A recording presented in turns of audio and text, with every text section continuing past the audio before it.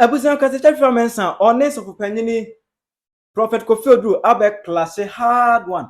Efa sema Prophet Oduro beka se na nsɛm mu de ye hu mahama mɔbɔ na mahama kwa no hu mɔbɔ bi se Ghana ɛso na mahama nko na ɛran no sas mo kan no in fact ebra so se Afrifa ɛsebeke kanadwen ɛkyere no one fan spell Afrifa and fan spell odifo ba kukura se na concerning Antonye DC entokwa ye se why na adwen se one kiniri Japan ɛbɛko no Afrifa abeke kanadwen kyere Antonye DC wonya gyimii no na ogu partner ni mas ekyere Ghana for aha Penyah block media mesro say any demo obe like video na or subscribe button na click the notification icon for this update na be kyere wa adwen dia mama e wo comment section na so ba so na shi bi ma for so enya bi ahwe eja busa beka ya enche bi aba be week ago ana bro video say e Prophet Kofi Oduro ojan so na o preacher obeka say oh you know mahama kwa no ho omobo if is a Ghana eson 16 regions oman no eson ono nkwa na ye president for akope oda oman nyina no even abusia panyin bi kwari ntimi manage na abusia papa bi ntimi manage ne fie kuma no but mahama oman kakraka we nyina ahye ne nsa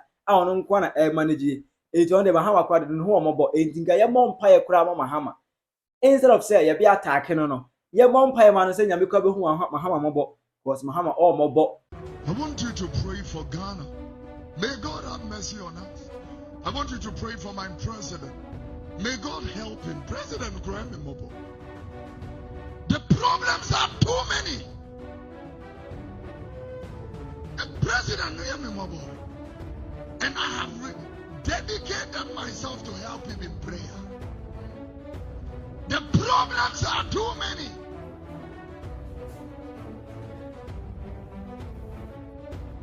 Car power have threatened us last week. Yet the over whatever they will put off their generators. Problems are too many. Can you pray for Ghana? Whilst you are doing that, praying for President Mahama, I am praying that God should forgive the soul and the conscience of this nation. Forgive us so that your blessing. Mahama, Onyamumobo. Problems here too much. Too much.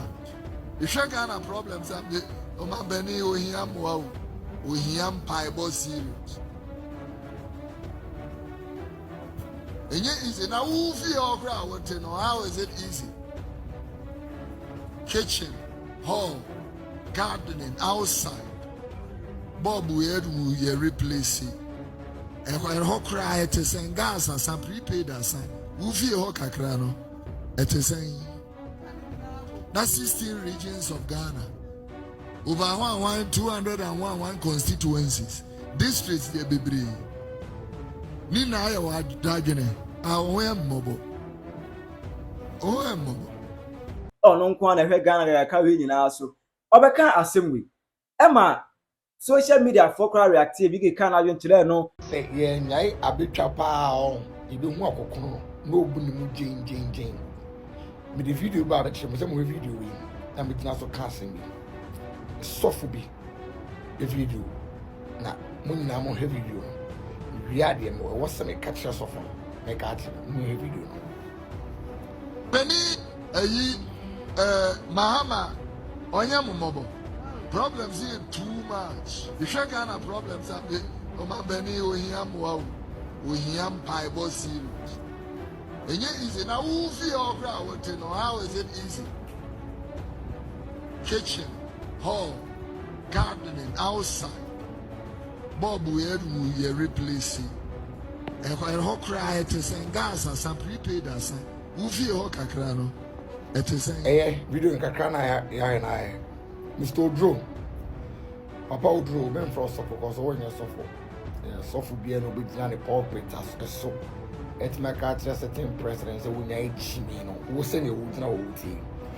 Too much shen, say, Aforibuchia. With all due respect, would now hold it in another one, 80 years, walk cassette and another. And also gun of whom John Mahama Mobo. John Mahama Apache, then said to Gyai any friendly way mumu. Sister Kufuor be no Yenipa. O Yenipa Kufuor the Sebi. No, oh yeah, dear Binti only be not all right, so cassette sick for the war. udiri wo shen say aforibuchia mumu bi no mun deserve respect nti ye mamo respect e be ka no kra na kire mo and na John Mahama no 16 regions 200 something constituency district they be ti Ghana for hu ne mobo regions na 10 e ku for the money 16 regions now can na 10 e ku for the money 16 and no ka di e ku for atem wo na busa ni nyina na Afrifa why busy but as no why busy with a human school ni ade 80 eno a ene ni Afrifa belos oh there be my body ne so fuya se ma me nko kire ma adwena kra ne Afrifa e ko keka na adwene kire Prophet Kofi Oduro General yemfiri oni emfana semonto na wo Okatakyie reza wo rezi makwai at the end of ankenye na ankenye nimse gufo ado de no manage ne yere kitchen o adai so fu Penyah bi Ghana so fu Penyah ben ya Kofi tie why Oduro o se dey yemmo na manfo ni tie bi dani boni en tie bi ayi Mahama onya momobo problems here too much the Ghana problems am the Oma Beni Ohiam wow Ohiam pai bo serious and yet easy now who feel crowd what to know how is it easy kitchen hall gardening outside Bob where we replace it and when cry to send gas and some prepaid as who feel kakra no it is saying that's 16 regions of Ghana over 201 constituencies districts they be brave Nina ayo adagene awon mobo Penyah General we are some Penyah na ka say ampa o man Penyah mama ne wo mobo pa also manage how many regions 16 and 200 and something na akufaro no manage say maybe 2.5 said you can maybe an ekufo de 2.5 no na ayi 2.5 no no kura so no me wo say ayi menua your friend say oli papa kaboma wo lawyer ni na me say NDC ama power na me nim say san krofo a me genuinely me dwen say omo fight for the cause of this nation say na bibi o magnechi General, how can a whole lawyer Oliver Bakavoma and I give him or say a year Kufado near MPP? A year software about 2.5 okay. Or say a Kufado near MPP for we need 2.5 regions. And now we should go to a regional threshold. And I bet I make us say you who elections we no we near. And so to me we near about 9 regions. General 9 regions Penyah. And lawyer ni na kasa yo we na ya yera koku e de koto so mo share adwuma communist inferior tactics they are working on your mind so they are saying say so we need election and so to me ba say American system no the number of states are we need lawyer ni o awo bodo onim say ofa apa east afa apa west afa savannah and the voter region ka ho nipa wo voter region apa east savannah and apa ayi hwan Omunu Ashanti region. Lawyer ni say afi no. Esi etimi kire the number of regions a winning. Na regions ni si ho. Na ya asase keke. Na ya region to a. Wo si yamfa sa region no and decide man nipa bebre. Oka east ni eya Ashanti nko abom a. Daniel, Oka East ni Ashanti nko abom. Enipa wo Eastern region and Ashanti region. Obeka regions more than 7 abom kro mo numbers in Eastern region and Ashanti region. And so that you need see yamfa sa de ni decide. So obi timi wini. And you see and your moncha Ashanti region mo be 7 precisely. My gwen ni mo ha. And now omo yam agwen ho adwuma. And MPP ni so nye serious. Nsemu no. Omo your magre wajuma say yansha say accept say this what we need more than and the omo ya no omo the constitutional review commission report ni mo omo prepare mo adwen omo hwe say dem be accept no na lawyer ni a watena America Oliver Baka Boma watui watena America wonim say America die ntia ye wo eye electoral college and say America wo eye federal state na time omo keka America bom no some 270 something years ago omo keka America bom no na New York ede ne ho Florida de ne ho Minnesota de ne ho why de ne ho and omo yes omo ka federal government state ni nyina bom abeye one country no omo ba no the resources we kura wo nipa dodo e wo ho and yes ye de be ma points e ka fa ye New York o hwe nipa dodo wo ho resources omo produce ni ama the points o dia wo se da bi ye nyanya no bi enti ka hwe Asante region e de na Asante region de ba enipa dodo se de wo ho o hwe Greater Accra region although Greater Accra region ye very small in land size but nipa e wo mu ne ye more it's a woman Greater Accra region points obama the more points than the Upper East although Upper East maybe in land size will be bigger than the Greater Accra region ye nyanya we nyina Oliver Baka former wa adwene mo oni ye yira koku omo se ye nko into a threshold precisely regional threshold when my BM say we're fighting for the country, subconsciously they are tilted towards their party.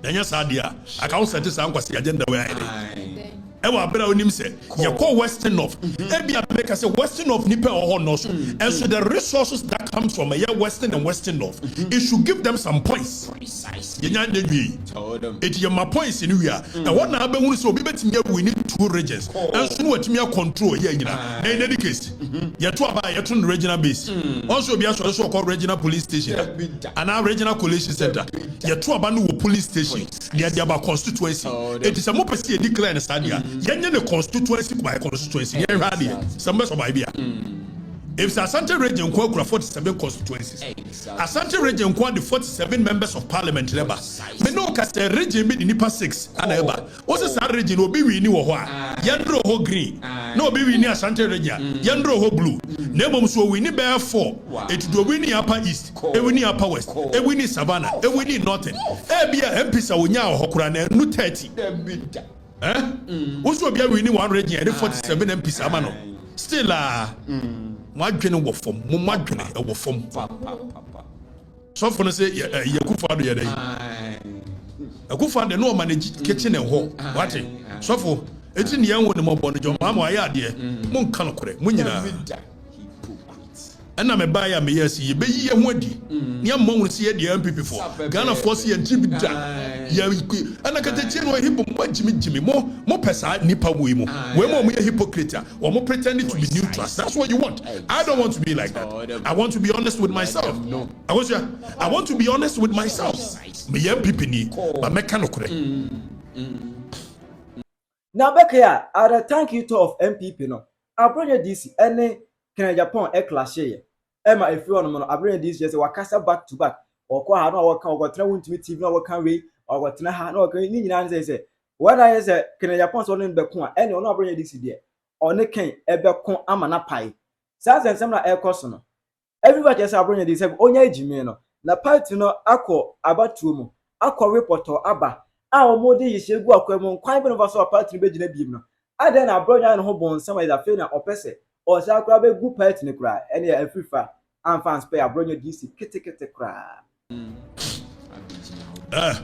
yeah MPP force wa make asem kirabo mo ya na me mani abre me wo exam se tworo me wo school ne ye adwuma ne ade me gina construction side mani abre piska nya munti na ba betra ye tobe o awusha me ye adwuma o nya abre piska pa wo adwuma so ye ne mo mamenka bibi nkire kwa me bafo abronya wo de me estimate no na me nua no ntimetimi akeka ma nua kire kwa ma fo abronya gyimii wate ade awo ye na chese yi ade na awo ye na chese yi woni yi wo ra Canada kompre ko Japan makọ baabi akọ ye Friday say thank you to am akọ keka nsem hunu wo ho wa ba reply ya calling for ceasefire sa interview na wo kwọch na ye wontumi na grant ani hwefa e ka say bisebio ani hwe bisebio e ka de yi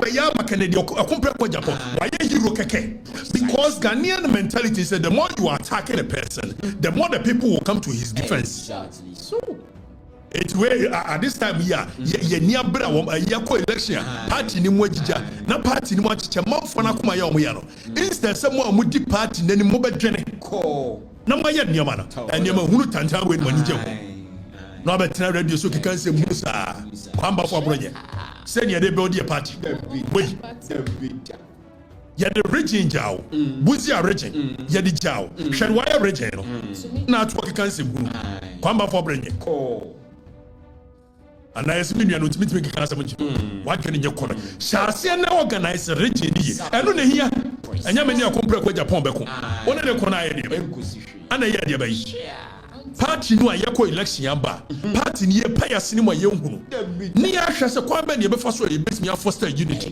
ensemu no we ni wani je ho na ye ka bia kire wa region wo be fa ye ne ye obo how many parliamentarian seat wom oba do do say naka adeba no adeba ni matanta na mo ye ne sa general adeba no and so we say we be ma your candidate I don't know who you are supporting but say when na de be yes Dr. Muhammadu Bawumia o say Brian Champo say ayi kan say one mpo ne ba ni ade obi a wodi we be supporting ni bia emfa you only causing disaffection for the person so etimo amosha kwa mba for brojechi so bi na hye na na so bi anso hye na chi ade abo ye na ntai ade awo ye no you make na dia compare ko Japan a hero out of nothing ade ne watanta na ajero party ade ne ye ne sana and basis abre general secretary nka awo general secretary of the party onka awo kwamba for bronye janse muru na wudi nwate ye ne abre ye wa party to save don't do this nonsense it when aso de baba ye regional national organizer of the party ade no adema no more fire adema tanta party no baby abinti mo dasum yaso the party na yo eti am fe aye pe kwa ye be fa so ye be kika party no abombio ensem funu nko a Ebuta tira jema me e wo comments we dey nsem Afrifa abedwudwam osofo Kofi Oduro agene samba Antonye DC so agene de what is your view on this take on that tira jema me e wo comment section hi Penyah Block Media.